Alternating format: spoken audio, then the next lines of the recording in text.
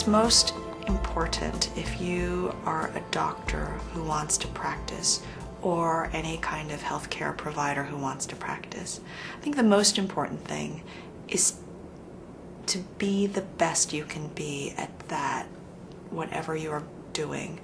So as a physician in training, to throw yourself into the experiences and learn everything that you can, to see as much as you can, to do as much as you can. And I think the writing is very important in the same, but I think what I might have done differently is I would have tried to make a little time to write along the way, because writing is a lot like surgery, I think, the craft of writing, and the art as well. So with surgery, one of the things that you need to do is you need to practice your craft. And oftentimes, for instance, with medical students, we start with knots. And they have to be very good at two-handed knots before they can do one-handed knots. And they have to be good at knots before they can really start taking the knife or doing suturing. And then once you sort of learn those basics, you just keep practicing them over and over, doing them over and over and over again until it becomes so natural that at that point, the art of surgery is liberated. So that's when you see these amazing people who have been doing it, and they don't have to think every time they tie the knot, okay, this, suture goes this way, but they just do it, and they are able to sort of create this unbelievable art and gift and act and performance and whatever.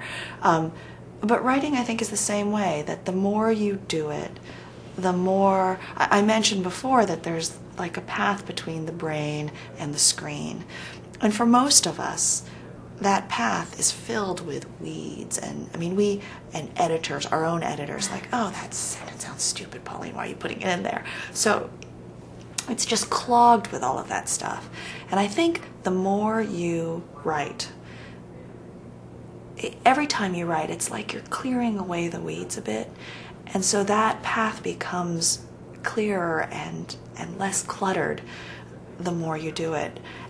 And it's like operating. The more you do it, the more natural the suturing becomes, the tying knots becomes, so that eventually you don't have to think quite as hard about basic steps. You can actually focus on the art. You still have to think about basic steps. You always have to think about basic steps, but it's a little bit easier. So I think for students or anyone who's interested in both writing and doctoring, I think you have a commitment to your patients, and you really need to fulfill that. I think that's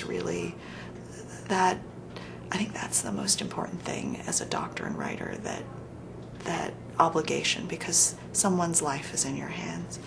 But then as a writer, find time to write a little bit every day, 10 minutes. One of the teachers that I had when I first started writing after training gave the suggestion, suggested that you write for 10 minutes every day, or when you can, just 10 minutes.